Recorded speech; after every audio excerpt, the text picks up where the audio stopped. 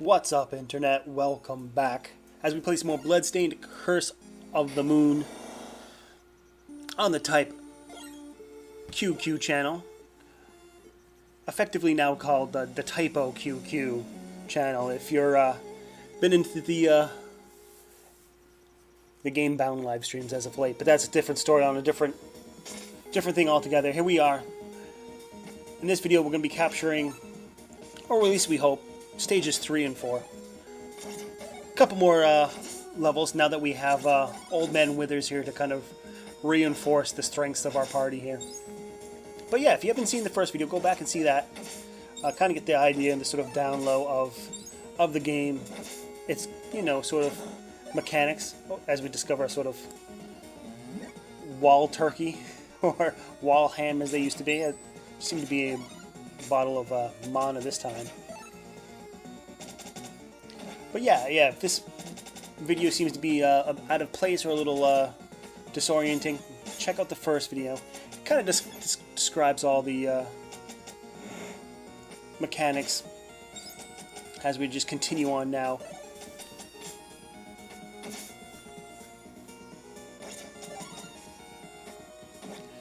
Pretty handy sort of sub-weapon or magic attack, that sort of purple fire, giving you double damage to kind of get through these enemies rather quick. However, this is a kind of a strange little character here. Usually, a lot of these sort of dead skeletal buddies will sort of like point you in the direction of what you really need to go. However, this guy's kind of just like digging around in the dirt. I suppose maybe that's a sort of maybe a pointing down as well, kind of signifying that we should probably go down. And then luckily the old man's sort of firing spell is just what the doctor ordered, really. So far, really, you know, aside from a couple missteps here and there, not coming across a whole lot of challenge, really. Lost a life on the level 2, I think it was, but it wasn't really the biggest setback ever. You know, we're able to kind of pick up that mana, sort of max up. Here we are with another sort of like, if only we can reach up there. Sadly, even our character that can jump high is too high for that, or not high enough to reach that. And now that you get your sort of like Metroidvania sort of goggles on, you're like looking at all these little crevices like the one we just like passed, where you can kind of like creep underneath the floor under the sand. I'm like, I wonder if there's anything past there. You know, we're not really going to chance at this go, but maybe in next playthroughs or something. Luckily, we can see the other edge of that sort of giant jump there, or that giant cliff to leap over that. You know, it looks like we didn't spend a whole lot of time going around it.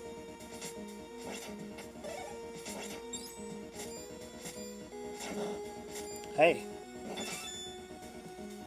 Picked up a free life with some points as well. Not as well as kind of discovering this sort of secret area. We're going to pick up another one up. So already up to 6 lives, which technically I guess could be called like 18 lives if you want to take each life into each character into consideration. Not really able to get that lantern up high, but we just have to let it go and be satisfied that we got an extra life regardless.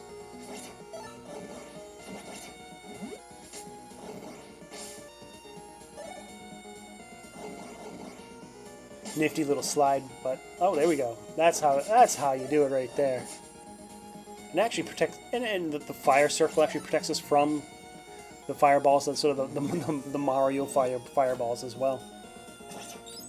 Which, you know, in essence, or at least in theory, you'd imagine it would anyway, but hell, pretty cool add-on all the same.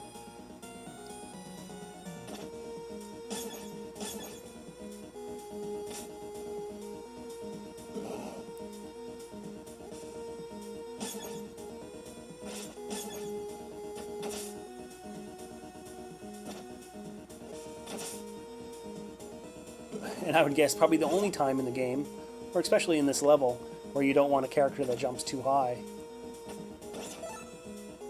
Picking up that double damage.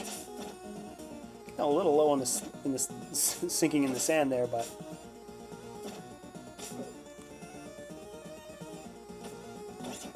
cutting it a little close, but made it out rather unscathed all the same.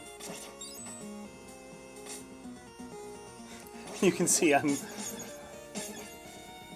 ever vigilant to make sure I'm trying my best to, well, picked up something there, to find the little secrets hidden in the walls. And luckily, Miriam is alive, so we can pick up what seems to be a like a health point or HP up, affecting our maximum stat there. For her or everybody, I'm not sure, but whatever the case may be, that's going to be that's pretty huge.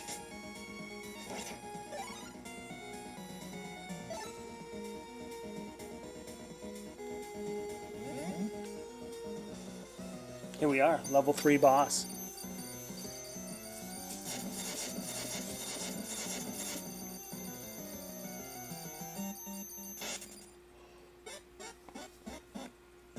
Kind of a cool money hoarding, coin hoarding monster of sorts.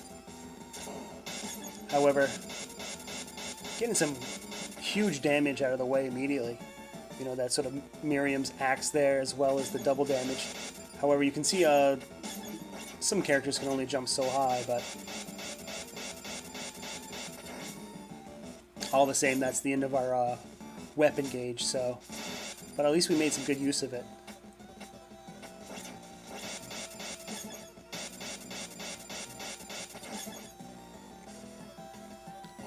We're really trying to utilize the switching of characters as much as you can, you know. Use Miriam when you need the range, use Zenketsu when you don't need the range, you know. You'd rather rely on his damage than Miriam's. You know, use her to get up there, then quickly use him to use the damage. Well, maybe we should have switched to jump off and not get hit, but we haven't really taken a whole lot of damage in this boss fight, really. There it is, just as simple as that. An easy enough strategy. Doing our finest as a shmup player of some variety to dodge the falling coins. And then up to live 7, do we pick up another free men's? Believe we may have. And all the coins turn to bones.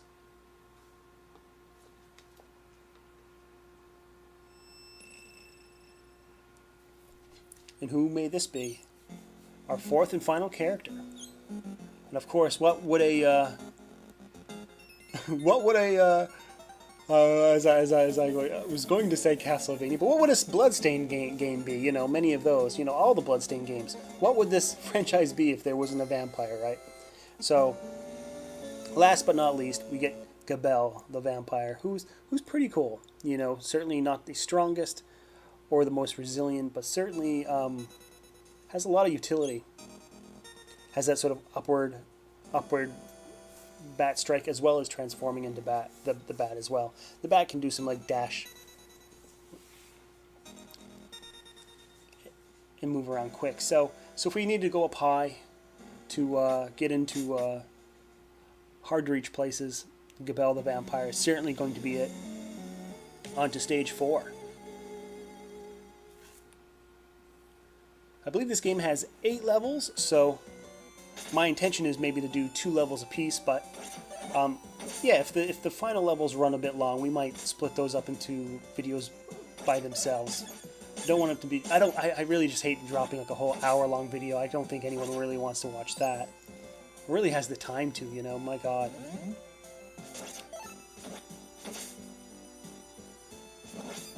You know, I guess when it comes to the YouTube world, like I think the 20-25 minute mark is perfect. You know, sometimes I think 10 minutes is a bit too short. Anything past 20 minutes is probably like asking a bit too much. You know, maybe 30 minutes. You know, 30 minutes is a normal content, you know, or normal television program, you know.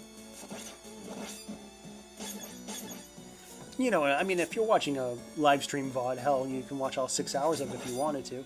But, you know, when it comes to just sort of whatever on YouTube, I think 20-25 minutes, maximum 30 minutes is perfectly fine. I know, like, there's certain weird algorithms that say, you know, hey, keep it to 10, 15, and you know, YouTube will be good to you, but I'm not really all that concerned with that. Here we are using our, well, we're using our vampire incorrectly. Apparently, you know, I mean, what I wanted to do was use the vampire to kind of dart across that gap. What we ended up doing is just not hitting the dart button at all, but the cancel out of bat mode and just sank like a fucking rock. And that's the sad thing, you know. Vampires' weaknesses are, you know, holy water, you know, wooden stake through the heart, sunlight, and also, I guess, falling into a bottomless pit. So maybe not the immortal beasts as we were led to believe. Which is a real shame, because that guy's just pointing over there, and it looks like there's...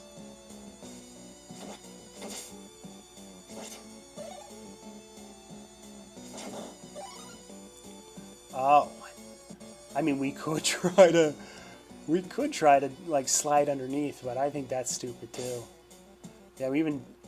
See, it looks like we have, like, the animation to do it, but I don't know if the animation is, like, is it, like, affixed to some sort of, like, physics as well? Like, could you...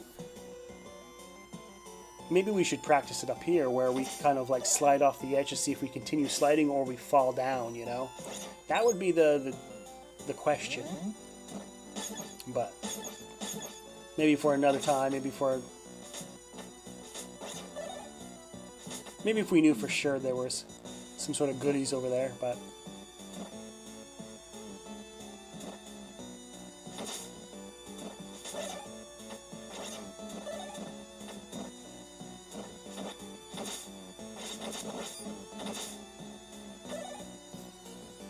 I do gotta say, going against those sort of red-pink sort of Doom Knights, that this game does use its sort of NES, Super Nintendo, like, color palette really well.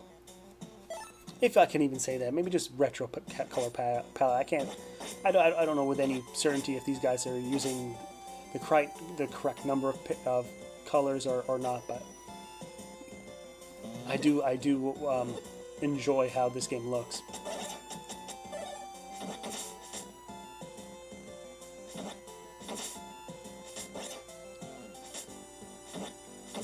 Yeah, and using the whip to its fullest extent right there. You know, when you can whip through a column like that. Oh, shit.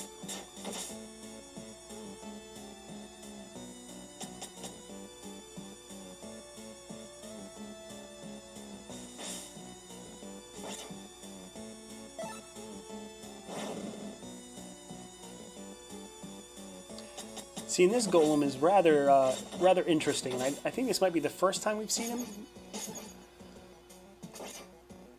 which is why we try to pick up that lantern, the sort of weapon lantern with the old man. What we want to get is the frost attack. That seems to be the only thing that defeats him.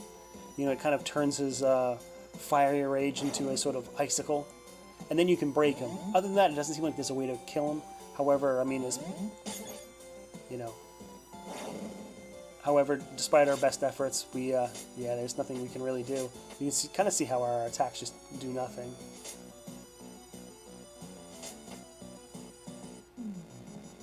Yeah, it's weird that, usually this game's pretty good about giving you exactly what you want, but maybe earlier in the level they give you the sort of ice sword. You're supposed to just kind of keep it, I suppose, but just didn't happen to us with old man here. Oh, there it is. I suppose we could go back. I guess that's one way of doing it. I guess it all depends on what possibly could be on the other side of that. Picking up another free life at up to 8. You'd hate to think that maybe it's just the other side of that blue door, but it quite possibly could be.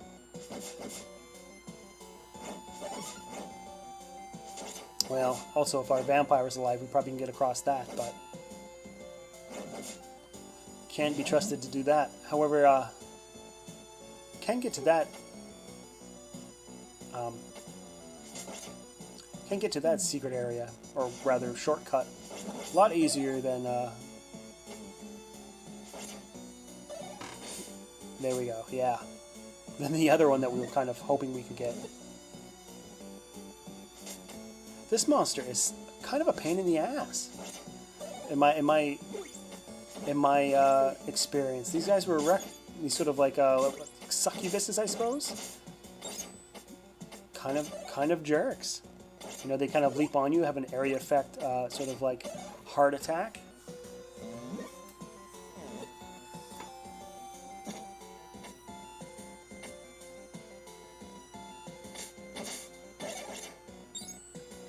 Well, we do want to make sure if we do come across some HP, we do want to heal back up Miriam. Wow, that could have been bad, huh? I think if that axe would have hit us, we would have been propelled off the edge there and lost our swordsman for the remainder of this level.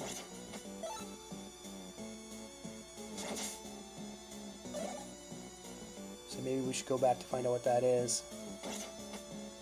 Nothing really that valuable in this large scheme of things.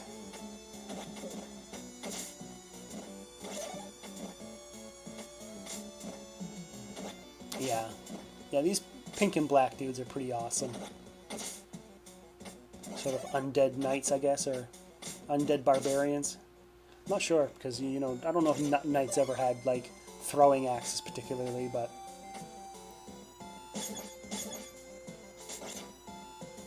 No health. Here you go, then.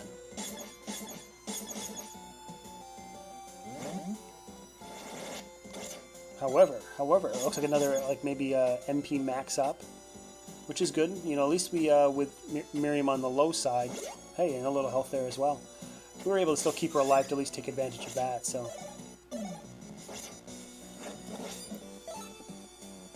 You know, so it's always good to, you know, when your character is a little low on health, not to just kind of let them die, because they still have some utility.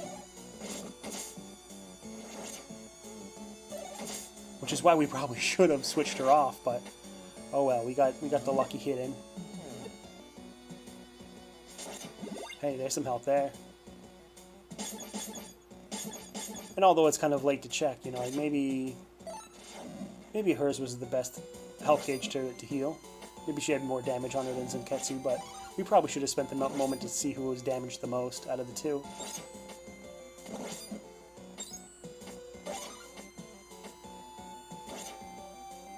Nah, I think we'd rather take the double damage. Especially for what's to come here.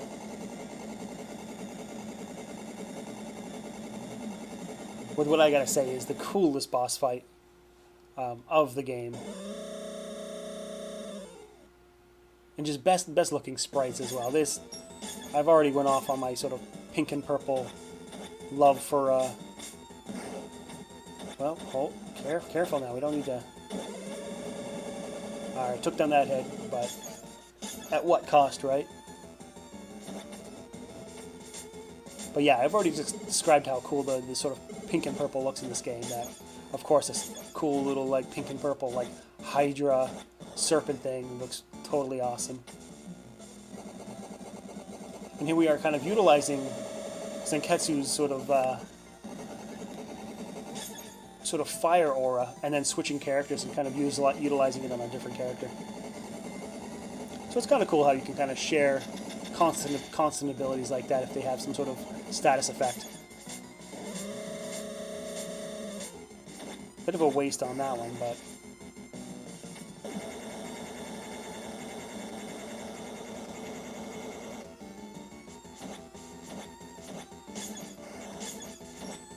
Hey, might as well take advantage of the, well, the high jump there is not so good, but I was saying taking advantage of the freezing attack the Alchemist has.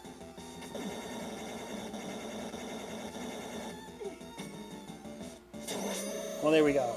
Not the prettiest fight ever, but certainly effective enough.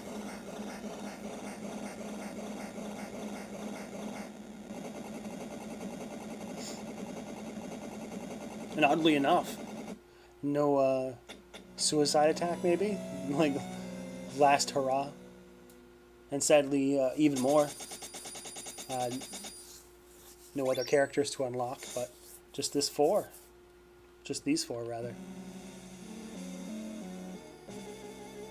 Onto some sort of sunken ship here in the 5th level. Stage 5, Sunder of Night. But you know what? We're going to tackle that next time. Just so we have a good runtime on this one. Alright guys, that's going to be it for this video. Don't forget to subscribe, leave a like, leave a comment, do all that stuff. We'll come back and play some more Bloodstained Curse of the Night in the future. Curse of the Moon.